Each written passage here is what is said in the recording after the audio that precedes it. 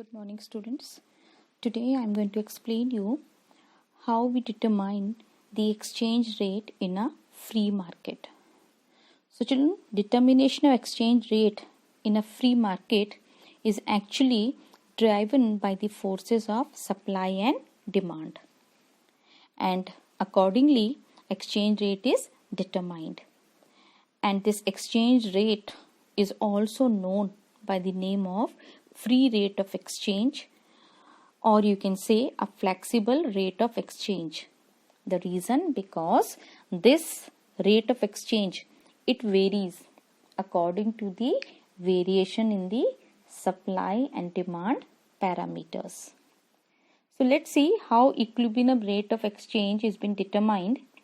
And before I explain you how an equilibrium is reached to determine the exchange rate, let me tell you what is equilibrium exchange rate. Well children, it is that rate which corresponds to the equality between supply of foreign currency and demand for foreign currency in the international money market. Now let's see how this equilibrium will determine the exchange rate is been determined by the free forces of demand and supply. Well, to explain this, you can see a diagram which determine the equilibrium exchange rate.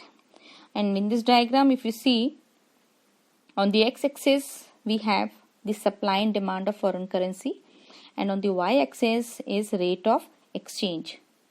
That means supply and demand relating to foreign currency are measured on the x-axis and exchange rate is on the y-axis.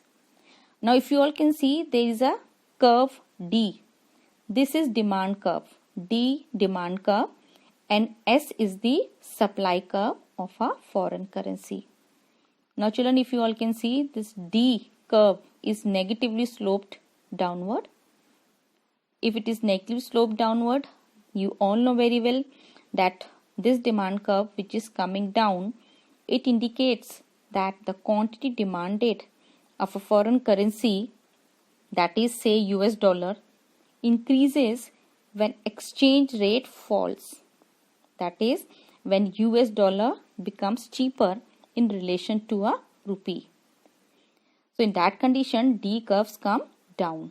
And when we talk about the S curve, you all can see there is a S curve. This is positively sloped upward. Now it indicates what? It indicates that quantity supplied of US dollar increases when exchange rate rises. That is when US dollar becomes expensive in relation to rupee. So children, both these curves, they intersect at a point E, that is the point of equilibrium. Now this point, that is the equilibrium point. Now this is corresponding point of OR. Can you all see OR? Isn't it? This OR is the equilibrium rate of exchange, where the equilibrium is been reached. If you see, let's say if OR, suppose is rupees 60 for 1 US dollar. So we can say that rupees 60 are needed to buy 1 US dollar, and then we reach to a point of E.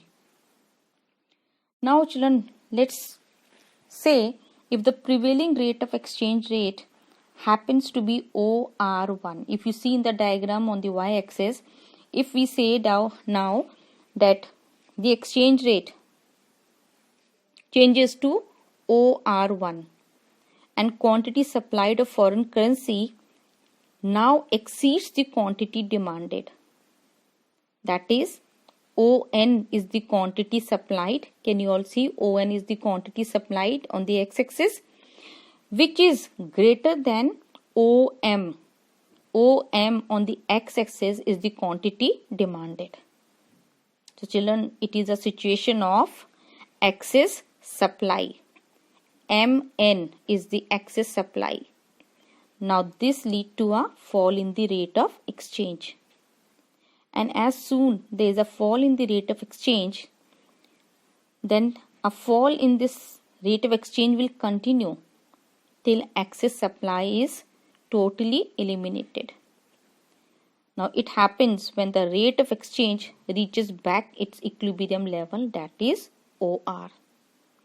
That means this exchange rate, it will keep on falling till the excess supply is totally eliminated, consumed, and the rate of exchange reaches back to the equilibrium level, that is OR, where we say quantity demanded equals to quantity supplied. Now similarly children, let's believe now if the prevailing rate of exchange happens to be OR2 on y-axis. If you see on the y-axis, now if we say that the prevailing rate comes down, it is OR2.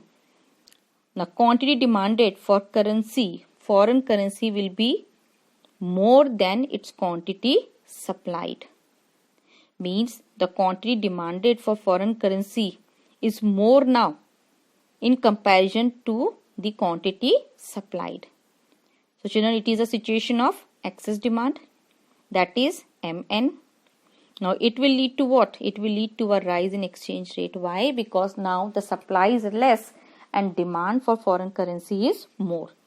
When this happens, then the rate of exchange rises. And now a rise in the exchange rate will continue till excess demand is eliminated. Means this rate of exchange will rise. It will rise till the excess demand is totally eliminated. And it happens when the rate of exchange reaches back to equilibrium level, that is OR, where again quantity demanded equals to quantity supplied. So children, this means that if the rate of exchange, let's say, increases, then what will happen? This rate of exchange will totally eliminate till it comes back to the equilibrium point. So children, this shows that if rate of exchange in the international money market happens to depart, let's say shift from its equilibrium level, there would emerge a situation of either excess demand or excess supply. So this pressure of excess demand or excess supply in the market would drive the exchange rate back to its equilibrium level. So this happens because of the free play of forces of supply and demand. They operate in such a manner that equilibrium rate of exchange is automatically restored. Good morning.